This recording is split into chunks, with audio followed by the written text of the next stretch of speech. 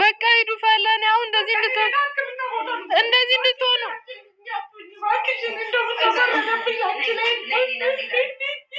ፋት ለምን ይሆንሽ ነው ለምንሽ ወይ አድርጌ ሄሉ በእናትሽ ሄሉ በእናትሽ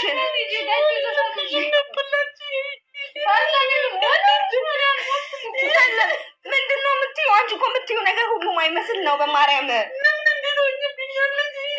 ነይ ቆይ እሺ ቆይ ትንሽ ትረጋጊ። ነይ ቆይ በቃ እሷም ትትበል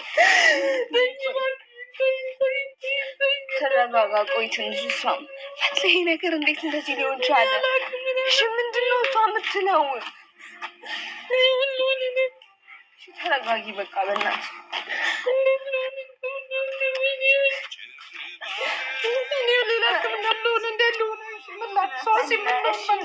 የምትለው ነገር እኮ ግራ ገባኝ። እሷ ምን እንደምትለኝ አልገባኝም። የምታወራው ነገር ምንም ልረዳት አልቻልኩም። ንገሪኝ፣ ምንድን ነው የተቀየረው? ንገሪኝ እባክሽ። ሚያምሽ ምንድን ነው የሚያምሽ? ህመሙ ምን ተባለ ነው? በቃ ምንድን ነው የተቀየረው? ምንድን ነው የተባልሽው? አትነግሪኝም እንዴ? አለ በቃ ነገር ጊዜው በቃ ትንሽ ነው። ሁሉም ነገር አብቅቶ ምን አልሽኝ? በቃ ወላ ምን ይሆንሽ ነው? በቃ ነይ ሌላ ህክምና ወስጃለሁ። ያስመረምሻለሁ። በቃ ሌላ ቦታ ወስድሻለሁ። ሰላም ውድና የተከበራችሁ የፍቅር ቤተሰቦች እንደምን አላችሁ? እንግዲህ እኔ ዛሬ ትንሽ ቅር ያለኝ ያናደደኝም ቪዲዮ ነው ማለት ነው ይዤላችሁ የመጣሁት። ያው ሄሉን ሁላችንም በብዛት እናውቃታለን። ጥሩ ፕራንኮች ትሰራለች፣ ብዙ ጥሩ ስራዎችንም ትሰራለች። የዛሬው ግን ፕራንኳ አልተመቸኝም ማለት ነው። የሚገለኝ በሽታ ይዞኛል ብላ ያለሽ ጊዜ ጥቂት ቀናቶች ብቻ እንዳሏት እና ጥቂት ወቅት እንዳላት ለእናቷ ስትናገር እናቷ በዚህ ሰዓት ላይ ራሳቸውን መቆጣጠር አቅቷቸው እጅጉን ሲያነቡ ነበረ፣ ሲያለቅሱ ነበረ፣ ደንግጠዋል። በዚህ ያክል ደረጃ ምንሰራው እንኳን ስራ ቢጠፋ ቤተሰብን በእንደዚህ አይነት ደረጃ ማስለቀስ የለብንም። በተለይ እናት ብዙ በሀገራችን ላይ ያሉ እናቶች ብዙ ችግሮችና ብዙ ኃላፊነቶች ተሸክመው ያሉ እናቶች እንደመሆናቸው አንጻር እንደዚህ አይነት ፕራንክ አይደረግም ለእናት ማለት ነው። እንኳን ለእናት ለሚጠላችሁ ሰው እንኳን እንደዚህ አይነት ፕራንክ አይደረግም። ሌላው ነገር ይቅርና ማለት ነው። እና እናት በዚህ አይነት መልኩ ስቅስቅ ብለው ሲያለቅሱ እኔ በጣም ነው አንጀቴን የበሉኝ ማለት ነው። ምክንያቱም እንዴ ለእናት እንደዚህ አይነት መርዶ ይነገራል ወይ? እናት እኮ ልጆቿ ሁሌም እናት ራሷ ሙታ ልጆቿን ለማኖር ነው የምትተጋና እንደዚህ አይነት ፕራንኮች ባታደርጉ ባይደረግ ባይ ነኝ። ሄሎ እንግዲህ በጣም ብዙ ጊዜ ጎበዝ ናት። ጥሩ የሆኑ ፕራንኮች ትሰራለች። እኔ ራሷ አደንቃታለሁ ማለት ስራን ሳትንቅ በጣም ደስ በሚል ሁኔታ ለእያንዳንዱ ነገር መልስ የምትባለው ሁኔታ ትሰራለች። ግን የዛሬው ግን አልተመቸኝም። በተለይ እማማ ሲያለቅሱ ሳይ በጣም ነው የተናደድኩት። እና እንደዚህ አይነት ስራ ባንሰራ እንዴ! የሚሰራ ስንት ስራ አለ፣ ስንት አይነት ፕራንክ አለ፣ ስንት አይነት ነገር አለ።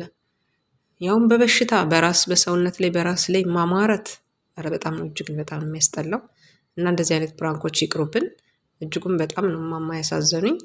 እኔ ጥቂት ቀናት ቀርቶኛል ብላ ስትል በጣም ነው እኔ ራሱ መጀመሪያ እውነት ነበር የመሰለኝ፣ አብሬ ነበር ያለቀስኩት ማለት ነው። በኋላ መጨረሻ ላይ ፕራንክ ነው ምናምን ስትል በቃ ወደዛ ሄድኩ። ጥጉን መጨረሻውን አይቼ ነው ወደ መሀል የገባሁት ሁሉ ማለት ነው። እንዴ ግራንም ያጋባ እና የሚሰራ ስራ ቢጠፋ እንኳን እናትን ቤተሰብን እንደዚህ አይነት መልኩ እንትን ማለት የለብንም። እሷ ልትበቀላቸው ነው። ባለፈው እነሱ ፕራንክ ስላደረጓት ቤተሰብ፣ አሁን ደግሞ እኔ ፕራንክ አረጋቸዋለሁ ብላ በማሰብ እንደዚህ አይነት ነገሮች እንደዚህ አይነት ሀሳብ ይዛ መጣች ማለት ነው። አንደኛ በራስ ላይ ማማረት ነው። በአሁኑ ሰዓት ላይ የሰው ልጅ ጤናው በብዙ አይነት መንገድ በሚታወቅበት ሰዓት ላይ እንደዚህ አይነት ያውም የሚገል በሽታ ይዞኛል ልሞት ነው ብሎ ፕራንክ ማድረግ አይደለም ማሰቡ በራሱ ያባብሳል። ዛሬ እኮ እንኳን ታመን አይደለም በጤናችን ሆነን እንኳን ሰርተን ለመግባት እኮ ብዙ ልጆች እንቸገራለን፣ ብዙ ሰዎች እንቸገራለን። ስራ ከማጣቱ ብዙ ነገሮች ከማህበራዊ ህይወት ኑሮ ውድነቱ ሁሉም ነገሩ በቃ በአጠቃላይ እሱ ራሱ በሽታ ነው እና ይህን ማሰቡ በራሱ በሽታ ነው። እንኳን በሽታ ተጨምሮብን እንኳን ለሚገለን ለቀናት የተሰጠን ያክል አድርገን ስናወራው ቀርቶ ማለት ነው እና በራስ ማማረትም አያስፈልግም። እግዚአብሔር ይመስገን በራስ ማማረት አያስፈልግም። ጥሩ ሆነን ባለንበት ሆነን ጤነኛ ሆነን ትንሽም ነገር ካገኘን እግዚአብሔር ይመስገን ብሎ ማለት ይሻላል ብዬ ነው ማምነው። እና እማማ በጣም ሲያለቅሱ ስላየው ስለተናደድኩኝ ነው እንጂ እኔ በሄሉ ቪዲዮ መስራት አልፈልግም ነበር። እከታተላታለሁ ግን ምንም አይነት ነገር ማለት አልፈልግም ነበር። ግን እዚህ ጋር አንድ በራሷ ህይወት ላይ ጤናዋን እንደዚህ ነኝ ብላ በዛ ላይ ደግሞ እናትየዋስ በዛ ሰዓት በቅጽበት ድንጋጤ የሆነ ነገር ቢሆንስ ያለሽ ጊዜ ትንሽ ነው ተብላ ስትባል እናት ምን እንደሚሰማት አስቡ። እናንተ እናት ሆኑና ሀሳቡን በእናንተ ላይ ጣሉትና እስኪ ልጃችሁ እንደዚህ ብትላችሁ ምንድነው የምታደርጉት? እና በጣም መጥፎ ነው። በድንጋጤ ሰው ብዙ ነገር ሊሆን ስለሚችል ራሱን ሊያጣ ይችላል በድንጋጤ እና እንደዚህ አይነት ፕራንኮች ቢቀሩ በጣም ብዙ ስግጥና የተሞላበት ፕራንኮች አሉ። ደግሞ በእናት በቤተሰብ ላይ እንደዚህ የሚደረግ ራስን አደጋ ላይ የሚጥል ወይም ደግሞ ሌሎችን ሰዎች አደጋ ላይ የሚጥል እንደዚህ አይነት ነገር ባንሰራ በጣም ጥሩ ነው ብዬ እላለሁ። ሄሉ በሌላ ስራሽ እወድሻለሁ። ዛሬ ግን የሰራሽው በጣም ደበረኝ እና ለዛ ነው እልሻለሁ የኔ ውድ። ለማንኛውም ይመቻችሁ። ላይክ፣ ሰብስክራይብ፣ ሼር እያደረጋችሁ የፍቅር ቤተሰብ ያልሆናችሁ ቤተሰብ ሁኑ። ሌላው ጓደኛዋ ትንሽ የለበሰችው ልብስ ድብር ብሎኛል። ለማንኛውም ይመቻት። እሱ የራሷ ስለሆነ ችግር የለውም። ግን ምንም ቢሆን እንደዚህ አይነት አለባበሶች ላይ ጥንቃቄ፣ አለባበሳችን ብዙ ነገሮችን ስለሚገልጽ ጥንቃቄ ቢሞላበት ብዬ እላለሁ።